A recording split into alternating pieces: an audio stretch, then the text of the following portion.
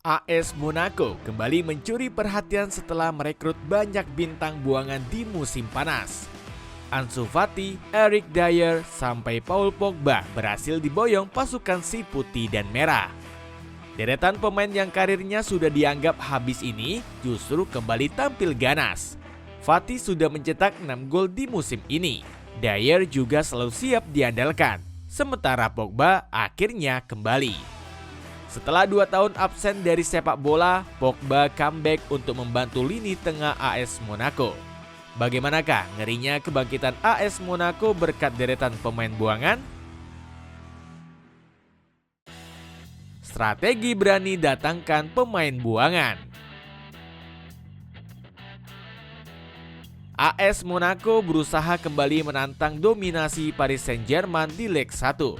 Klub berjuluk si merah dan putih ini terakhir kali menjadi kampiun pada musim 2016-2017. Ambisi merebut kembali singgasana Ligue 1 ternyata dilakukan dengan cara anti-mainstream. Dengan kekuatan finansial yang tidak sebesar PSG, strategi paling masuk akal bagi AS Monaco adalah merekrut bintang buangan. Rencana ini diawal dengan menembus Eric Dier yang direkrut secara gratis. Karir Dier yang dianggap sudah redup berusaha dibangkitkan kembali oleh AS Monaco. Kemudian ada Ansu Fati yang dilabeli sebagai wonderkid gagal di Barcelona. Cedera kambuhan menghambat karir Fati sebagai penerus Lionel Messi di Blaugrana. Saat tubuhnya terbebas dari masalah medis, posisi Fati sudah direbut bintang-bintang baru La Masia. Ada Fermin Lopez yang bakatnya mulai bersinar di bawah asuhan Hansi Flick musim lalu. Komposisi skuad buangan AS Monaco semakin lengkap dengan kedatangan Paul Pogba. Gelandang 32 tahun ini nyaris pensiun lebih cepat karena terjerat skandal doping. Masalah ini membuat Pogba awalnya dihukum larangan bermain selama 4 tahun. Durasi sanksi kemudian berkurang menjadi 18 bulan setelah sang pemain mengajukan banding ke CAS. Setelah tersandung masalah ini, kontrak Pogba di Juventus langsung berakhir. Beruntung bagi Pogba, karirnya masih bisa selamat karena direkrut oleh pasukan si putih dan merah. Saat mendapat kontrak dari AS Monaco, pemain asal Prancis ini sampai terharu hingga menangis.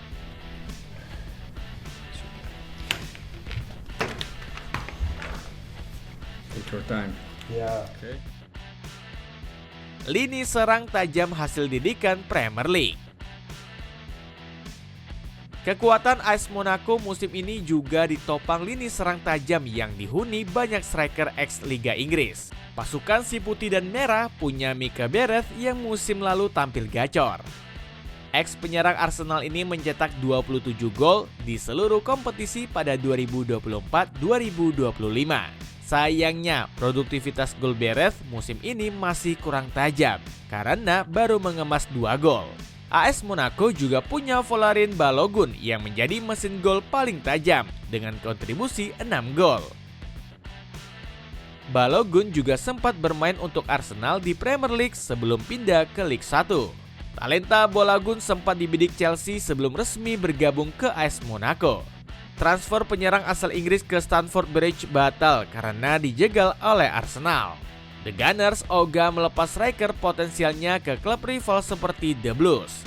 Ex-bintang Premier League yang juga menopang produktivitas gol AS Monaco adalah Takumi Minamino. Pemain asal Jepang ini sudah mencetak 4 gol untuk pasukan si putih dan merah musim ini. Sejak diboyong dari Liverpool pada 2022, Minamino selalu menjadi andalan AS Monaco.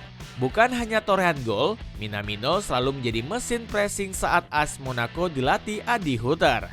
Kecerdasan Minamino menempatkan posisi, nggak malas berlari merebut bola, dan jenius menemukan posisi kosong membuat sosoknya jadi idaman banyak pelatih.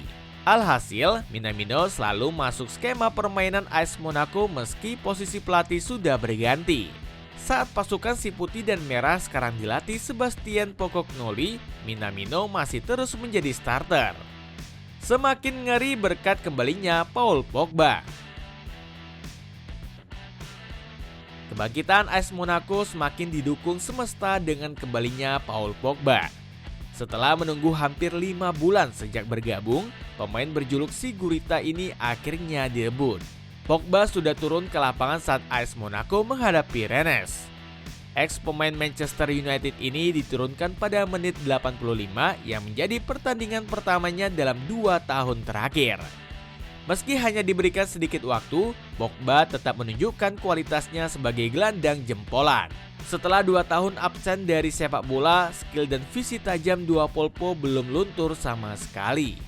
Di pertandingan kontra Rennes, mantan juara Piala Dunia bersama Prancis ini mencatat statistik yang cukup bagus. Pogba menorehkan 17 kali sentuhan dan 14 umpan sukses dari 15 percobaan. Namun, Pogba mengaku kurang puas dengan debutnya karena AS Monaco dibantai habis. Pasukan si putih dan merah menelan kekalahan telak 4-1 dari Rennes. Saya sangat kecewa harus kalah di pertandingan ini. Ini adalah laga comeback saya, tapi saya bermain untuk AS Monaco. Saya hanya tidak suka kalah. Saya sangat bahagia bisa kembali bermain, tapi di satu sisi saya sedih dengan hasil pertandingan, tutur Pogba. Kesedihan dua popo bisa dibayar lunas jika kembali diturunkan pada laga menghadapi Paris Saint-Germain. Pogba bisa menjadi trending topik jika mampu membawa AS Monaco mengalahkan PSG. Kehadiran Pogba bakal mengangkat moral pasukan si putih dan merah yang sedang merosot.